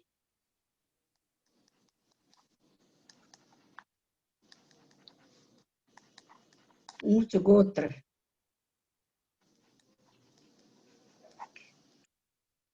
इन 13 प्रकृति के में साथ से मनुष्य गत्यानुपूर्वी भी हुई ना, मनुष्य गति हाँ, और मनुष्य गत्यानुपूर्वी। नहीं बोली क्या मैं? हाँ, मनुष्य गत्यानुपूर्वी भी होगी। गति के साथ हमेशा अनुपूर्वी लगी रहती है ना। एक बार आहारक द्विक और वेक्रियक षटक, और क्या थी? आहारक द्विक, वेक्रियक षटक हाँ, वेक्रियक षटक है इसमें। और 4 क्या थी एक साथ में ललिता जी? हाँ, आहारक द्विक, आहारक द्विक, सम्यक्त मिथ्यात्व, सम्यक्त प्रकृति, सम्यक्त सम्यक्त मिथ्यात्व, वैक्रियक षटक, मनुष्य द्विक और उच्च गोत्र। अच्छा, हमको पता ही नहीं चल रहा कौन आया कौन नहीं। अच्छा, हाँ, लिस्ट रहने से क्या होगा, आप में क्या। अब एक प्रश्न है कि 13 प्रकृति में सबसे पहले उद्वेलना किन प्रकृतियों की होती है, यानी सत्ता सबसे पहले किसकी खत्म होती है? इस 13 प्रकृति में सत्ता सबसे पहले, बीना जैन मेरठ आई है क्या? हाँ मैं आई हूँ दीदी। जय जैन दीदी। सबसे पहले नरक गति की उद्वेलना होती है। सबसे पहले गति नरक अनुपूर्वी की उद्वेलना होती है सबसे पहले। अच्छा चलिए, और किसी को बोलना है क्या? ये बोलना है आहार की होती है सबसे पहले। मैं बोलूं और सम्यक दोनों साथ शुरू। नहीं, सबसे पहले आहार द्विक की होती है। सबसे पहले हमने बताया था आहारक द्विक की उद्वेलना सबसे पहले होती है। हालांकि कितनी स्थिति आहारक द्विक की? अंतः कोड़ा कोड़ी। और सम्यक्त प्रकृति की, सम्यक्त मिथ्यात्व प्रकृति की कितनी स्थिति है? क्योंकि जिस समय ये जीव सम्यक दर्शन प्राप्त करता है उस समय अंतः कोड़ा कोड़ी स्थिति कर लेता है, और अंतः कोड़ा कोड़ी स्थिति के कर्म बांधता भी है। खैर सम्यक्त प्रकृति का तो बंद होता ही नहीं है। तो सम्यक्त प्रकृति, सम्यक्त मिथ्यात्व प्रकृति, जो कि मिथ्यात्व अंतः कोड़ा कोड़ी का हो गया, तो इसलिए उसका द्रव्य जब बंटा तो सम्यक्त प्रकृति, सम्यक्त मिथ्यात्व प्रकृति भी अंतः कोड़ा कोड़ी की हो गई। और आहारक द्विक हम लोग जानते हैं कि स्थिति इसकी अंतः कोड़ा कोड़ी है, लेकिन फिर भी जैसे ही मान लीजिए मिथ्यात्व गुण स्थान में आया तो आहारक द्विक की उद्वेलना चालू हो गई। उद्वेलना सम्यक मिथ्यात्व और सम्यक की भी चालू हो गई। बाकी और प्रकृति अब यहाँ पर प्लीज अपने को म्यूट कर लें, जिनके यहाँ भी शोर है, प्लीज रिक्वेस्ट है आपसे।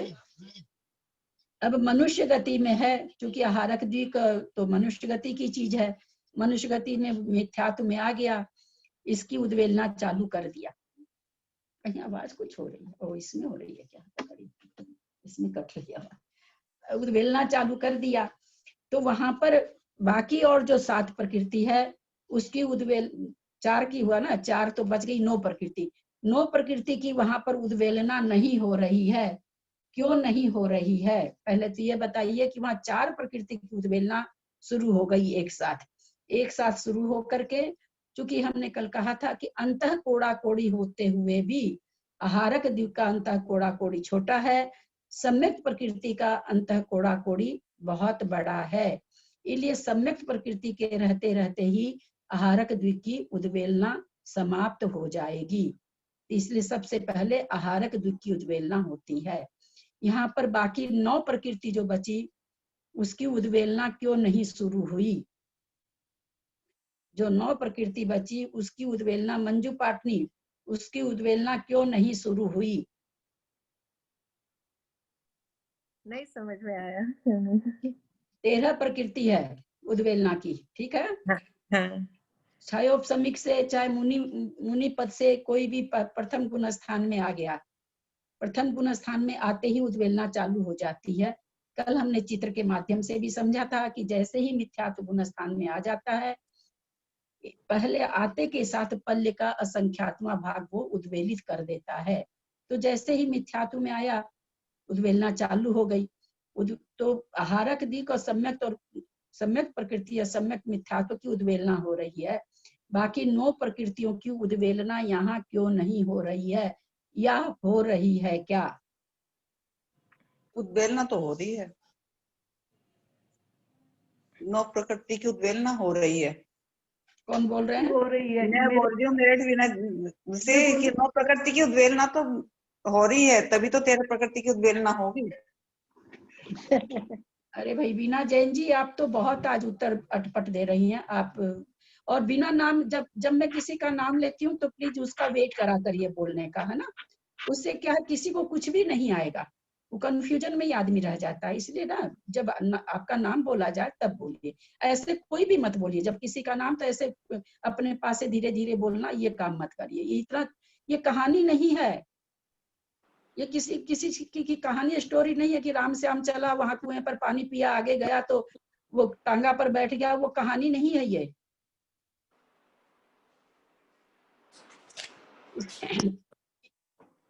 सरिता जी वो कासलीवाल है कि चली गई? सरिता कासलीवाल,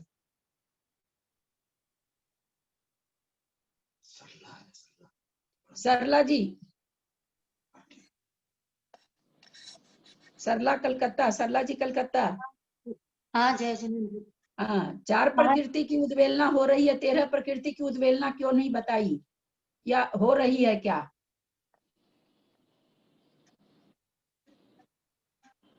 नहीं था, नहीं आ रहा है। चलो, किसी को आ रहा है क्या? मैं करूं, कोशिश कर सकती हूँ। नहीं, मैं बताती हूँ। मैं बताऊं? तो क्या मैं बताती हूँ कि 4 प्रकृति की बताऊं कि नहीं? चारों प्रकृति। हाँ बताइए बताइए बताइए। हाँ, उसमें आपकी आवाज आज कम आ रही है, ठीक से बोलिए। आवाज क्या कारण है, बहुत कम आ रही है। सम्यक प्रकृति और सम्यक मिश्र और आहारक द्विक की तो मिथ्यात्व में हो रही है। और जब अगर वो एक इंद्रिय वहां पर इसलिए नहीं हो रही है क्योंकि उदय है, फिर एक इंद्रिय जीव होगा और यह विकलेंद्र जीव होगा। सट ये सब नहीं बोलिए कृष्णा जी, प्लीज। नहीं, किसी को समझ में नहीं आए, केवल इतना बोलिए कि वहाँ इसका उदय हो रहा है कि नहीं हो रहा है, हो रहा है तो कैसे हो रहा है, उद्वेलना हो रही है कि नहीं, नहीं हो रही तो क्यों नहीं हो रही है, केवल ये बताइए। कहाँ करेगा ये मत बताइए। अच्छा, इसलिए नहीं हो रही है क्योंकि वहां पर इनका उदय भी है और बंध भी है। बंध भी है, उदय नहीं है, बंध है। सट व्यतिरेक का बंध है, इसलिए नहीं होगी वहां पर। और उसमें मनुष्य का उसका वो मनुष्य तक मिथ्या दृष्टि हो ही सकता है, कोई नहीं है। और इसलिए जो है उसकी वहां पर जो है वो नहीं होगी क्योंकि वहां पर बंद, इसका हिसाब ये है बंद या उदय तो आपका सही है उत्तर आपका सही है। अब देखिए फिर समझा। सबसे पहले किरण भाभी ने इस चीज को बोल दिया था, हालांकि उनसे नहीं पूछे थे, लेकिन फिर भी उन्होंने उद्वेलना क्या है ये बता दिया था।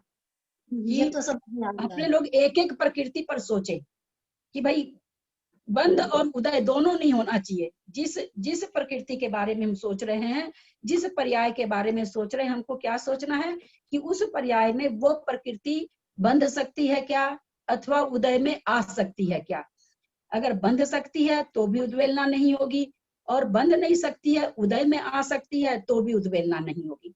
अब हम चलें सबसे पहले आहारक द्विक पर, और क्या नाम है सो सम्यक मिथ्यात्व और सम्यक प्रकृति पर। इसको जब हम ये मिथ्यात्व गुण स्थान में चारों प्रकृति का बंध नहीं होता है, इन चारों प्रकृति का बंध मिथ्यात्व गुण स्थान में नहीं होता है। इसलिए जैसे ही जीव मिथ्यात्व गुण स्थान में आया, इन चारों की उद्वेलना शुरू हो गई। अब आगे चले व्यक्रियक षटक का उदय तो नहीं आ रहा है, पर मनुष्य चारों गति में जा सकता है, तो व्यक्रियक षटक का इसको बंद हो सकता है। इसको उदय तो नहीं है पर बंद हो सकता है। उसके बाद हम लोग आए मनुष्य द्वीप पर। मनुष्य द्वीप का इसको उदय चल रहा है, बंद तो नहीं होगा, बंद हो चाहे नहीं हो पर उदय चल रहा है।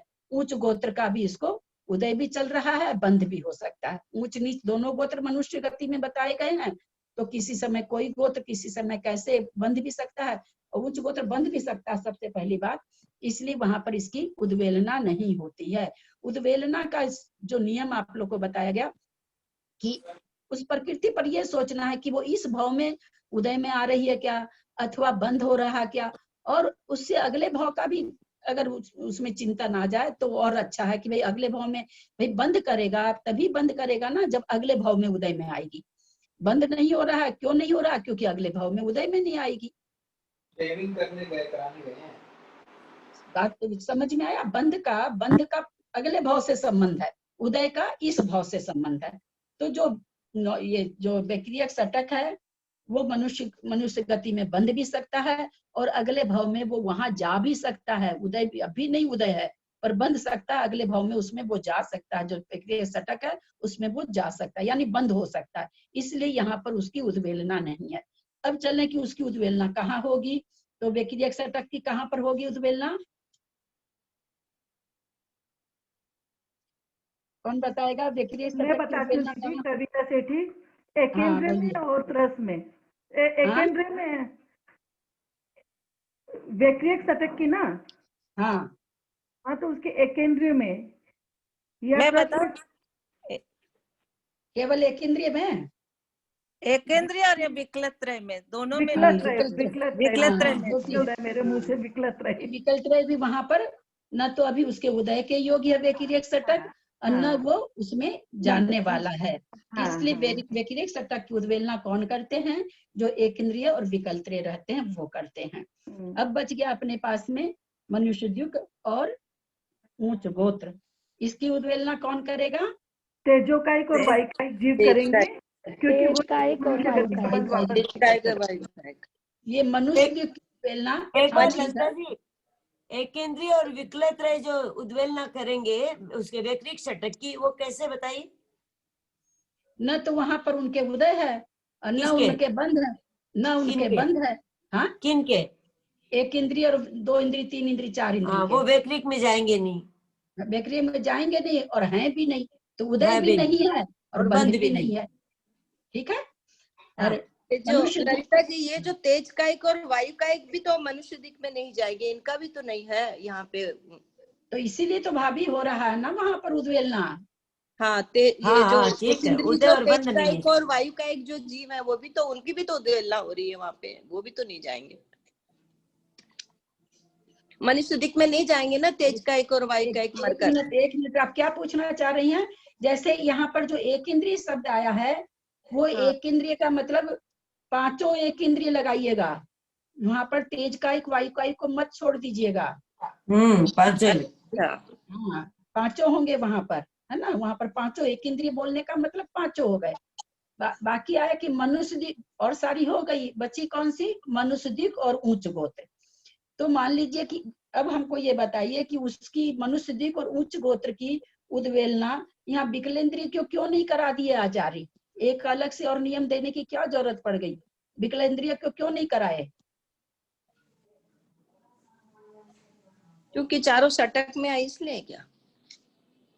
विकलेंद्रिय को क्यों नहीं कराए? बहुत बार बता भी चुकी हूँ। एक मिनट मैं बताऊं। विकलेंद्रिय मनुष्य का बंध नहीं करेगा। मनुष्य चारों गति में जा सकता है, चारों गति का बंद कर सकता है। यहाँ हम मनुष्य की बात ही नहीं पूछ रहे हैं, हम तो ये पूछ रहे हैं कि विकलेंद्रिय को व्यक्रियक षटक का उद्वेलना करा रहे हैं, मनुष्य द्विक और उच्च गोत्र की उद्वेलना क्यों नहीं कराई? क्योंकि विकलत्रय जीव न तो नरक जाता न देव में जाता है। अरे भाई, आप हट के उत्तर क्यों देते हैं? यहाँ नरक कहाँ से आ गया, देव कहाँ से आ गया, कहाँ से आ गया ये बताइए। तो ध्यान से सुनिए और प्रश्न का उत्तर आता हो तो दीजिए, नहीं कोई जबरदस्ती नहीं है ना। विकल्प जीव मैं बोला अभी जो पूछ रहे हैं सो बोलिए। विकल्प जीव मनुष्य में आ सकता है कि नहीं? मनुष्य गति, मनुष्य आयु बांध सकता है कि नहीं? हाँ, आ सकता है, इसीलिए तो उद्वेलना नहीं होगी। बांध सकता है। हाँ, इसलिए आ क्योंकि सकता है। उद्वेलना नहीं। हाँ, इसलिए उद्वेलना विकल्प नहीं। को और एक इंद्रिय में तेज कायिक वायु कायिक को छोड़ करके आयु का बंद कर सकते सुनेंगे हम हैं, तो मन लग गति जाता का है। बंद चाय कर पीते सकते पीते हैं अवेलना होती है शास्त्र जी को। और उच्च गोत्र बड़े का ग्रंथ बंद की। कर सकते हैं। इसलिए हाँ, जब मैं हाँ। बोलूँ तो सब चुप रहें प्लीज। अपना म्यूट भी करके रखें, आप ही लोग के लिए ठीक है, मेरे को तो कोई फर्क नहीं पड़ रहा है, आप लोग को नहीं समझ में आएगा। तो यहाँ प्रश्न क्या था कि विकल्प त्रय में क्यों नहीं मनुष्य द्वीप की और उच्च गोत्र की उद्वेलना करा रहे हैं आचार्य, इसके लिए अलग से क्यों दे रहे हैं? तो विकल इंद्रिय को मनुष्य द्वीप की और उच्च गोत्र का बंद हो सकता है, क्योंकि वहां से निकल के जीव मनुष्य बन सकता है। तो शर्त क्या है उद्वेलना की कि न तो बंद हो न उदय हो। तो विकल्प त्रय के बंद हो सकता है मनुष्य द्वीप का और उच्च गोत्र का। तेज कायिक वायु कायिक जीव नियम से मनुष्य गति में, मनुष्य पर्याय में नहीं आ सकते हैं। वो उसी पर्याय से कि तेज कायिक जीव कोई मरा और मनुष्य में आके जन्म ले ले, अथवा वायु कायिक जीव मरा मनुष्य में आके जन्म ले ले, ऐसी योग्यता नहीं होती। तो इसलिए न तो उसके अभी कोई उदय है मनुष्य गति का, न आगे आने वाला है कि भाई बंद कर ले। तो इसी कारण है कि मनुष्य द्वीप का और उच्च गोत्र का उद्वेलना कौन करेगा? तेज कायिक वायु कायिक जीव। दीदी जल कायिक और ये भी नहीं कहते पृथ्वी कायिक, बहुत आश्चर्य की बात लगती है उनमें और इनमें। हाँ, क्या प्रश्न है? ठीक से पूछिए, ठीक से पूछिए। अपने मन में नहीं बोलिए, अपने मन में बोलने से कोई नहीं समझता है, थोड़ा ठीक से बोलिए तो उत्तर हो। मतलब क्या प्रश्न है? प्रश्न ठीक से बोलिए। ये पूछ रही है कि इसमें जल कायिक और सबको क्यों नहीं लिया, सिर्फ तेज कायिक और वायु कायिक को क्यों लिया है? तो केवल तेज कायिक वायु कायिक के जीव मनुष्य गति में नहीं जा सकते हैं, बाकी तीनों एक इंद्रिय मनुष्य गति में जा सकते हैं। नहीं तो उनके परिणाम, उनके भी तो समय तो उतना ही है ना उनके पास भी, तो फिर उनके परिणाम क्या इतने अच्छे हो सकते हैं कि मनुष्य गति का बंद कर ले? हाँ, तभी है, बस दो ही पर्याय है जिसमें से मनुष्य में नहीं आ सकता है। तो सिद्धांत है, सिद्धांत में आप किंतु परंतु थोड़ी लगा सकते हैं, नेचुरली वो परिणाम कर लेता होगा। तभी तेज कायिक वायु कायिक के लिए बहुत जगह कथन, आप तो शायद कविता जी बोल रही हैं क्या? पूरा कर्म कांड में तो पूरा कर्म कांड में तो इनकी एकदम अलग से व्याख्या चलती है। तेज कायिक वायु कायिक की तो एकदम अलग व्याख्या चलती है, हर चीज में इनका अलग है, हर चीज में इनका अलग है। ये तो बहुत खराब मतलब पर्याय मानी जाती है। नहीं, इसमें अगर जाने के बाद में तेजो कायिक में अगर कोई जीव चला गया या अग्नि कायिक में इसमें वायु कायिक में चला गया, तो उसके बाद क्या वो काफी लंबे समय तक वहीं नहीं, उसके बाद वो एक इंद्रिय में जन्म ले लेगा, वनस्पति में जन्म ले लेगा, पृथ्वी कायिक में जन्म ले लेगा, जल कायिक में ले लेगा, वहां से मनुष्य में आ जाएगा। ऐसा कुछ नहीं कि वो बहुत काल तक भ्रमण करेगा, उससे वो वापस दूसरे एक इंद्रिय में आ जाएगा और उस एक इंद्रिय से आकर के मनुष्य पर्याय में आ सकता है। तो वो क्या एक अंतर्मुहूर्त में कर लेगा, ये कार्य को कर सकता है? उसके समय क्या होगा, अवधि क्या होगा? अंतर्मुहूर्त क्यों लगा रहे हैं? कितनी आयु है पृथ्वी कायिक की कितनी उम्र है? शायद 25,000 वर्ष है। वृक्ष की उम्र शायद 10,000 वर्ष है वनस्पति कायिक की। एक अंतर्मुहूर्त से लेकर के 10,000 वर्ष तक है। पृथ्वी कायिक शायद कठोर और कोमल की अलग अलग है, मुझे याद नहीं रहता है संख्या। तेजो कायिक की पूछ रही हूँ दीदी मैं, तेजो कायिक की जैसे 3 दिन है ना? हाँ, वायु कायिक तो ये थोड़ी परिणाम अच्छा कर रहा है, ये तो एक इंद्रिय में जा रहा है ना।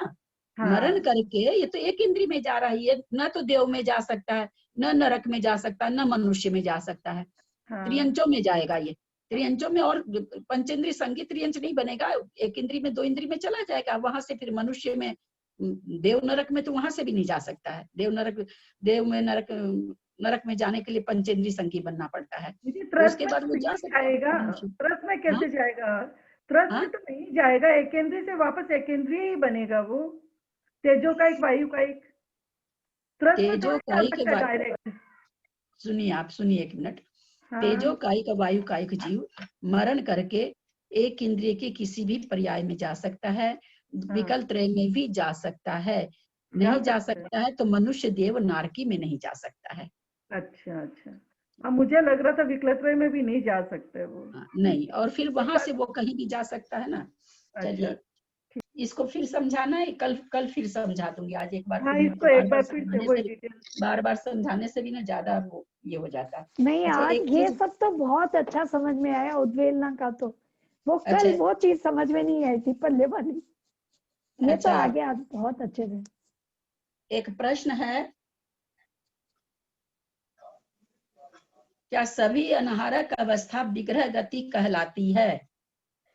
कुसुम जी छाबड़ा, क्या सभी अनाहारक अवस्था विग्रह गति कहलाती है? यानी जब भी जीव अनाहारक होगा तो विग्रह गति ही होगी। पूछने का मतलब कि जीव जब भी अनाहारक होगा तो विग्रह गति ही होगी, ऐसा है क्या?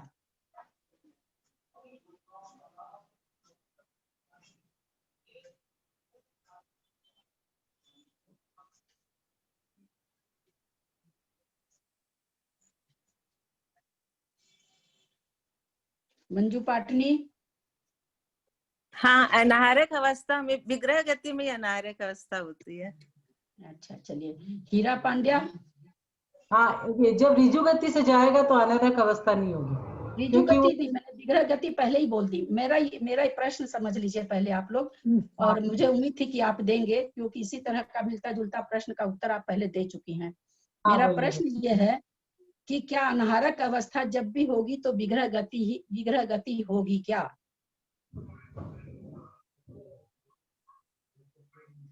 विग्रह गति नहीं होगी अनारक अवस्था तो। त्रिशला जी।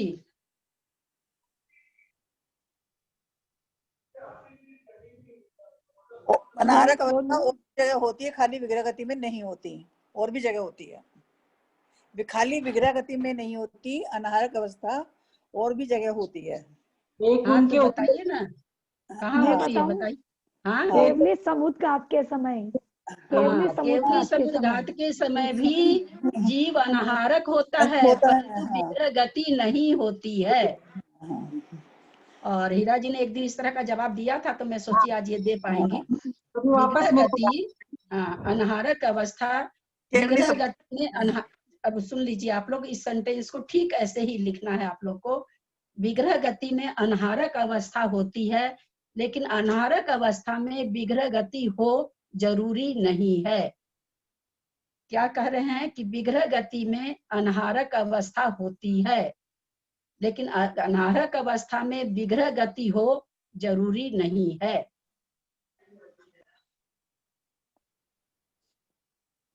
विग्रह गति में सभी अनारक है, लेकिन अनारक अवस्था सभी जगह हो ये जरूरी नहीं है। अनारक अवस्था में विग्रह गति हो ये जरूरी नहीं है। हाँ, केवली समुद्र घात के समय अनारक होते हैं, वो उसके एक बार वापस बोलिए तो ललिता जी, बीच में सब बोलने से समझ नहीं आता है। विग्रह गति में अनाहारक, विग्रह गति में अनाहारक अवस्था होती है।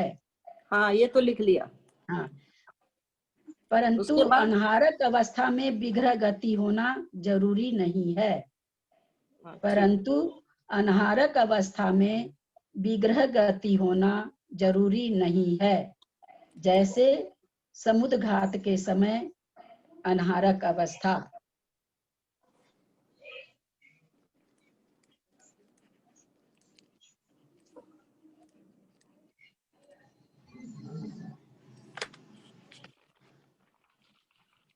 इसमें सिर्फ केवली समुद्र घाती तो आएगा, हाँ, या सारे समुद्र घात? केवली समुद्र घाती, केवली लिख लीजिए। ठीक ही कह रही हैं आप, सबको फिर नहीं उस बाद में नहीं समझ में आता। केवली लिख लीजिए, केवली समुद्र घात में। केवली समुद्र, और विस्तार से लिखना है तो लिख लीजिए, केवली समुद्र घात में 3 होते हैं। अरहंत संयोग केवली समुद्र घात में 3 समय के लिए अनाहारक होते हैं।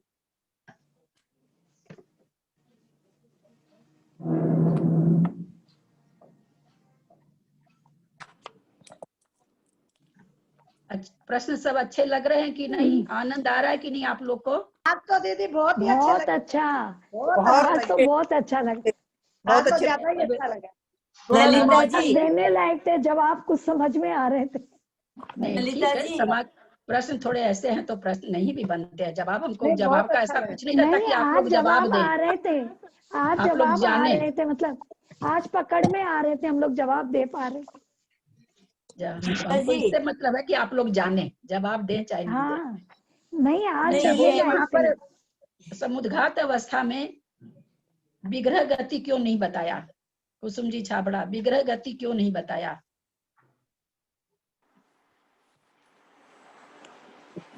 म्यूट था मेरा, बंद था, क्या बोले? समुद्घात मेरा अवस्था में बंद जब था, अनाहरक म्यूट हो था। रहे हैं, अनाहरक हो रहे हैं, तो उस समय विग्रह गति क्यों नहीं बताई जा रही है? अरे विग्रह गति तो मरण के बाद में जो गति में जाते हैं, विग्रह गति तो उसको बोलेंगे ना, जब जन्म करके दूसरे स्थान पर जाने के विग्रह काल को विग्रह गति कहते हैं ना। उसमें विग्रह गति कैसे होगी? वो तो केवल ही समुद्घात कर रहे हैं अभी। विग्रह मतलब, विग्रह का एक मतलब शरीर भी होता है। हाँ, शरीर के लिए जो गति होती है उसको विग्रह गति कहते हैं। यहाँ केवली शरीर के लिए गति नहीं कर रहे हैं, ये तो शरीर छोड़ने का उपक्रम चल रहा है इनका, तो इसलिए इसको विग्रह गति, अनाहरक होते हुए भी विग्रह गति नहीं बोला गया। ललिता जी ये नहीं बोल सकते हैं क्या कि वो अपने मूल शरीर को नहीं छोड़ते हैं? मूल हाँ, ये भी आ जाएगा, ये भी उत्तर बनेगा। ठीक बोले आप, क्योंकि ये जो अनाहरक अवस्था हो रही है मूल शरीर को छोड़े बिना हो रही है, ये भी आएगा। इसमें 3-4 कारण आएंगे। अच्छा, 3-4 कारण इसमें आ जाएंगे। एक तो वही आ जा कि अपने ही प्रदेश में वो तो क्या बिल्कुल शरीर को छोड़ के दूसरी जगह जा रहा है, यहाँ उस शरीर से संबंध जुड़ा हुआ है, पूरे में फैल रहे हैं, तो ऐसे 3-4 कारण आ सकता है। पर सबसे पहला कारण वही हो जाता है कि विग्रह गति उसे कहते हैं जो शरीर के लिए गति होती है। विग्रह मतलब शरीर, तो यहाँ कोई शरीर के लिए गति नहीं हो रही है, इसलिए इसको विग्रह गति नहीं कहा जाता है। जी, ग्रुप में पूछना चाह रहे हैं, अष्टमी चतुर्दशी के जो भी हमारे प्रश्न होते हैं सिद्धांत के और के, कोई बहुत अच्छे से लिख रहा है क्या? हम ग्रुप में पूछना चाह रहे हैं कि कोई भी बहुत अच्छे से नोट कर रहा है क्या? मतलब हम लोग सब कौन कर रहे हैं? मतलब नोट तो कर रहे हैं, बहुत अच्छे से पता नहीं आपके जैसे नहीं कुसुम जी कोई करता है। नहीं, हमारा कहने का मतलब ये है, मंजू भाई सुनिए, हाँ, जो भी अच्छे से नोट कर रहे हैं एक बार जचवा ले ललिता जी से, ताकि हम लोग सब अच्छे से नोट, कोई भूल चूक हो, गलती हो आंसर में, वही तो मैं बोल रही हूँ कि एक दिन अच्छे से जचवा ले उनसे, और सबकी तो जांचने का उनको कहाँ टाइम रहेगा, जो लिख रहा है वो एक जचवा ले।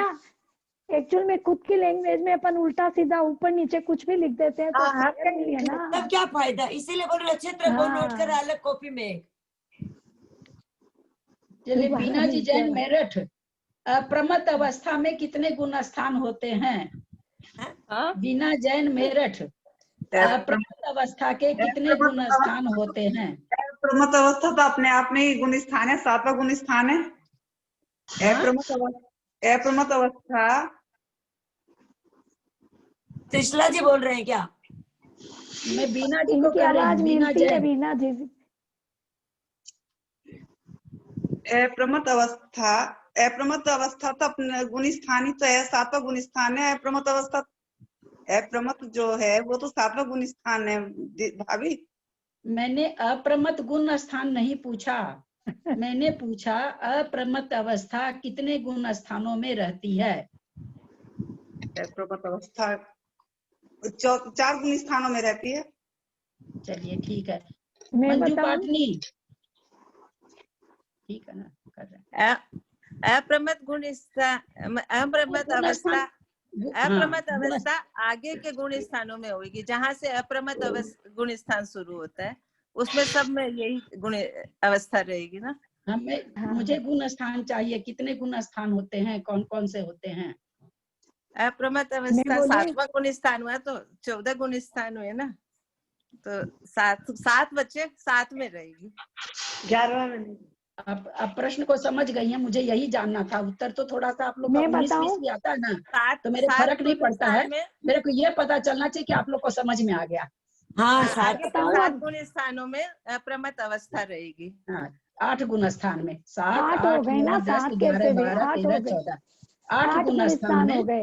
मैंने ये नहीं अप्रमत्त पूछा कि अप्रमत्त गुण स्थान कौन सा है, मैंने पूछा अप्रमत्त अवस्था कितने गुण स्थान में रहती है। तो 6 गुण स्थान तक तो प्रमत्त है, उसके बाद अप्रमत्त बन गए, तो आगे भी अप्रमत्त ही रहेंगे, प्रमत्त थोड़ी बनेंगे, आप अप्रमत्त ही रहेंगे। तो 8 गुण स्थान अप्रमत्त के होते हैं। बहुत सुंदर, आपने सही उत्तर दिया, पर आपने प्रश्न समझ लिया, मुझे प्रश्न समझने की बात है। काउंटिंग गलत नहीं, हो ये गई। तो बहुत इजी था। हाँ, तो इजी तो पूछे हैं ना। आज तो भारी आपने पूछ इजी लिया। पूछे हैं सब, आज आपने इजी पूछे हैं सच में। आज आपको आ रहे थे इसलिए इजी लग रहे मंजू भाई। हाँ सही बात है। नहीं आ रहा तो हम लोग का डपोल है ना। आज पहले नहीं, डपोल तो मैं हूँ, पर आज आ रहे थे सारे। जो खुद को आते हैं ना, तब इजी लगता है सच समय में। हो गया है। एक बात है ललिता जी, एक बार भी वीडियो वापस शांति से अच्छे से सुन लेते हैं ना घर में, फिर भूल चुक नहीं होती है। नहीं सुन पाते हैं तो कुछ होता नहीं है। हाँ, जैसे प्रशस्त अप्रशस्त का अच्छी तरह सुन लिया था, अब सुन लिया, इसको सुनने का टाइम नहीं मिला तो वो तो ऐसा है कुछ टाइम तो भाई आप ही लोग को निकालना पड़ेगा। मैं तो एक क्लास में एक बात 10 बात 15 बार बोलती हूँ, 1-2 बार नहीं बोलती हूँ। और हम नहीं जानते आप लोग का, हम आप लोगों को पढ़ाने के चलते मेरी सारी दूसरी चर्या एकदम खत्म हो रखी है, एकदम खत्म हो रखी है। इतना जाप डेली का, चाहे और आपको क्या मिल रहा नहीं जान रही, पर मेरे को इसमें ऐसा नहीं कि बहुत सारे सिद्धांत हमको जरूरत नहीं होती कि हम उसको पढ़ें करें। बहुत सारे सिद्धांत अब दिमाग में सेट हो गए हैं, आप लोग को पढ़ाने के लिए फिर भी। और तो सारी मेरी अपनी चर्या, सारा अपना इतना भी पूर्णमती माता जी का विधान हुआ, किरण भाभी ने विधान हम लोग कोई नहीं देख रहे हैं। नहीं उसके लेके नहीं, एक दिन मेरा मन हुआ कि देख तो लूं, कम से कम 10 मिनट चला के देख तो लूं, पर एक दिन भी मैंने नहीं चलाया। मैं आप लोगों को ये समझाना चाह रही हूँ कि इतनी मेहनत मैं कर रही हूँ। वो अलग बात है कि आप लोग कहेंगे कि आपका ज्ञान बढ़ रहा, वो तो जो मेहनत करेगा उसका और 6 ऑप्शन तो बढ़ेगा ही बढ़ेगा। इसमें दोनों, लेकिन आज मैं कर रही हूँ केवल आप लोग के लिए। तो मैं जब 8-8 घंटा आप लोग के लिए मेहनत कर रही हूँ, और आप लोग अगर ये कहेंगे कि हम लोग वीडियो नहीं सुन पाते हैं, हम लोग ऑडियो नहीं देख पाते हैं, तो मेरे लिए तो तकलीफ की बात हो जाती है। नहीं आपकी गलती नहीं, आप तो बोल रहे हैं जैसे तीर्थंकर प्रकृति का बंद करने वाले इतना संक्लेश करते हैं, तब उनको तीर्थंकर प्रकृति का बंद होता है। और आप हम लोग को चाहते हैं किसी तरह सब सीख ले हम लोग, उसके लिए आप इतना मेहनत कर रहे हैं, तो हमारी गलती है, हम नहीं कर रहे हैं उसके लिए। वो इसी कारण से मैं सारे विषय को उसी दिन भी 10-10 बार बोलती हूँ कम से कम। और आप तो बहुत अच्छी तरह पढ़ा रहे हैं ललिता जी, इसमें कोई दो राय नहीं। उसी वाक्य को कितनी बार बोलती हूँ मैं कि भाई सबको आप लोग को इसी में याद हो जाए। यही मेरा कारण रहता है कि ऑडियो वीडियो कोई सुने ना सुने, चलो जितना हो सके इसी समय लाइव में इन लोग को याद करा दो। यही सामने है ना, एकदम मनोवृत्ति साक्षात नजर आती है। आप जो एकदम आंतरिक मन से जो बताते हैं ना, वो पूरा समझ में आता है। बताना थोड़ी पड़ता है किसी को, एकदम दिखता है कि आप अंदर से बोल रहे हैं, एकदम कितनी मेहनत कर रहे हैं, वो तो मानते हैं, समझ में इसमें कोई शक नहीं है। और हम लोग चारों तरफ उपयोग लगाएंगे तो कैसे होगा? कुछ करने के लिए कुछ छोड़ेंगे तभी कर सकेंगे, सब काम नहीं होगा। यही बताना चाह रहे भाभी कि जब पढ़ाने के लिए हमको चारों बगल से उपयोग हटाना पड़ा है, तो पढ़ने वाले को तो हटाना ही पड़ेगा। हम ये कहना चाह रहे हैं। हम लोग की यही गलती है ना, सब कुछ करना चाहते हैं, अब हम भी है ना नहीं सुन पाते हैं, कितना नहीं कर पाते, घर का ही काम डेढ़ घंटा सोचते हैं ये छूट जाएगा वो छूट जाएगा, पर वो अगर जब तक एक तरफ कंसंट्रेशन नहीं देंगे ना, तब तक काम नहीं होगा, वो होता ही नहीं है। एक बार सुन लेते हैं इतना आप लोग को लब्धि सार का बताए होता है, तो कोई मेरे पास लब्धि सार ग्रंथ थोड़ी है, लेकिन आप लोगों को बताने के लिए खुद को मेरी को इतनी जिज्ञासा है। तो मेरे को लगता है कि अभी कुछ मेरे को मेरा अपना जो नेचर है, मुझे जिस समय लगता है कि कोई चीज पराधीन है, किसी और से मिलने वाली है, इसी स्वभाव के कारण हम जिस समय शादी के 20 साल के बाद वापस संस्कृत और हिंदी और इंग्लिश लेके पढ़े, तो पंडित जी को एकदम नहीं जाने देते थे। हमको लगता था पराधीन चीज है, चलो अपना खाना पीना सोना तो कैसे भी होता रहेगा, 6 महीना पूजा पाठ नहीं करेंगे तो होता रहेगा, जिंदगी भर पड़ी है। अभी तो हमको इनसे लेना है, जितना इनसे ले लूं उतना कम है। तो वही तो बोल रहे हैं ना कि चारों तरफ नहीं होगा, वो एक साइड से हटाना हो क्या दूसरी साइड डालना पड़ेगा। तो हम लोगों में कमी है, नहीं करते हैं ना। और उसमें भी करना नहीं हो तो भाई देखिए, सारे लड्डू चाहिए तो कैसे? हमारे बलमान सागर जी कहते थे कि भैया लोहे का चना है, तो इसको तो वैसे भी चबाने के लिए समय बहुत देना पड़ेगा। करे तब होए। लोहे का चने ने आप ललिता जी करके दिया हमको। ललिता जी जैसे टाइम होता है हम ना, बोले उसमें दिन थोड़ी तो है अपन जितना अभ्यास ही कर रहेगा, सकते हैं। रात को ही जग के करेंगे तब होगा हम लोग का। ये सुबह सुबह नहीं कर सकते हैं ना, उस समय में थोड़ा देखिए सा वो हम लोगों के घर में न रात तो को ही सास जगना। ससुर है कि कोई बूढ़े सास ससुर है उनकी सेवा करते हैं, ना कोई घर का इतना सही काम हम बात लोग के है। हाँ, रहता घर है। का बहुत काम है ललिता जी, गलत बात है, घर का नहीं, बहुत काम है। घर का काम दूसरी तरह का, एक बूढ़े सास ससुर होते हैं उनको हम नहीं टाल सकते हैं, हमको उनकी सेवा करनी ही पड़ेगी। ऐसा कोई भी नहीं है जो बैठ करके घर में बूढ़े सास टाइम ही ससुर नहीं की मिलता सेवा है, घर कर का रहा काम तो इतने दिन छोटे होते हैं ना, बाप रे, पता ही नहीं चलता है सुबह से शाम तक। है। वो सबके साथ ही है वो, ऐसा थोड़ी। अब विश्वास करेंगे एक कमरे में हम लोग बैठे रहते हैं, हम इनसे 2 वाक्य नहीं बोलते हैं दिन भर में। वो तो हम भी नहीं अगर ये बोलते, कुछ ऐसे चला भी के नहीं बोलते भी हैं तो मैं झुंझला जाती हूँ कि मैं ये कर रही थी, आप बीच में बोल दिए। अगर ये बोल लिए तो चल के, मैं तो बोलती नहीं हूँ। न बहू है घर में, पोता पोती से आंख के इशारे से बाहर निकले तो आंख से इशारे से ऐसे कर लिए थोड़ा सा, बस देखिए तब भी हो सकेगा भैया, नहीं तो नहीं हो सकेगा, एकदम, सीधी क्योंकि बात है। इधर उपयोग इतना ज्यादा लगा रखे, वो सारी चीज छूट रखी मेरी। हाँ सही बात। हालांकि इनको खाना वाना खिलाते हैं खड़े होके, लेकिन बस एकदम बस खिलाए और मतलब बच्चे लोग को मेरे दोनों पोता पोती घर में रहते हुए भी 24-24 घंटा, मेरा बेटा मेरे को 24-24 घंटा देख नहीं पाता है, क्योंकि मैं कमरे में ही रहती हूँ सारे दिन।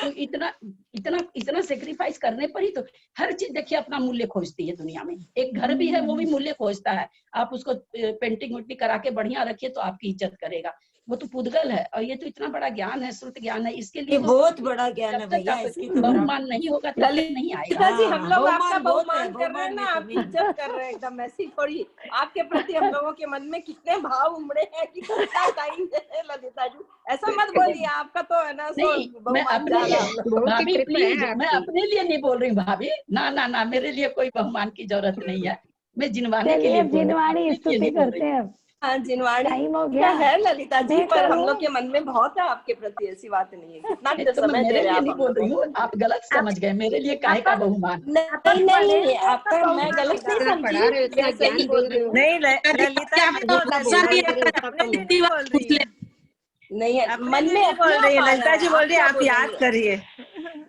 सीधी बात बोलेंगे? है, हम लोग के पढ़ने से ही इनका बहुमान अपने आप हो जाएगा। हाँ, अपने अपन आप याद हम लोग करेंगे को ना। है ना, अमल में अपने ही मन में आ जाता है कोई। ललिता जी, जिनवाणी स्तुति करिए। सबसे बड़ी खूबी तो आपकी ये है, आपको गुस्सा नहीं आती है। गुस्सा का जिनवाणी पढ़ाते समय गुस्सा हाँ का करिए मतलब मंजू भाई, ही नहीं करिए शुरू करिए। मैं इसी पे बोल रही हूँ कि जो कुछ समझ में नहीं आता उसको। मैं क्या करूँ नाथ, मुझे कर्मों ने घेरा, कर्मों ने घेरा। मैं क्या करूँ नाथ, मुझे कर्मों ने घेरा। शास्त्र पढ़ूं तो मैं पढ़ नहीं पाऊं, शास्त्र पढ़ूं तो मैं पढ़ नहीं पाऊं। फिर भी पचाऊं पढ़ूं पर भूल जाऊं, फिर भी पचाऊं पढ़ूं पर भूल जाऊं। मिटो ये अज्ञान मुझे कर्मों ने घेरा, हाँ कर्मों ने घेरा। मैं क्या करूँ नाथ, मुझे कर्मों ने घेरा। प्रवचन सुनूं तो मुझसे बैठा नहीं जाए, प्रवचन सुनूं तो मुझे बैठा नहीं जाए। पैर कमर दुखे जिया घबराए, उसे समझूं तो मुझे नींद आ जाए। चाहूं मैं आराम, मुझे कर्मों ने घेरा, हाँ कर्मों ने घेरा। मैं क्या करूँ नाथ, मुझे कर्मों ने घेरा। पुण्य नहीं होवे मोसे पाप नहीं छूटे, पुण्य नहीं होवे मोसे पाप नहीं छूटे। देने के नाम से पेट मेरा दुखे, देने के नाम से पेट मेरा दुखे। कैसे हो कल्याण, मुझे कर्मों ने घेरा, हाँ कर्मों ने घेरा। मैं क्या करूँ नाथ, मुझे कर्मों ने घेरा। जावाणी के ज्ञान ते तुझे लोकालोक, सोवाणी सदा दे तू दो। ये जिनवाणी भारती तो को दिन रे, जो तेरा शरण आ गए। सो पावे सुख चैन, देव भजो अरिहंत देवो निर्ग्रंथ, दया धर्म पालो सदा, यही मोक्ष का पंथ। बोले द्वादशांग जिनवाणी माता की जय। सबसे क्षमा भाई, किसी को कोई बात का बुरा नहीं लग जाए, ऐसा नहीं कि कोई भी किसी बात का मेरा बुरा मान जाए, बिल्कुल भी आपकी नहीं। बात का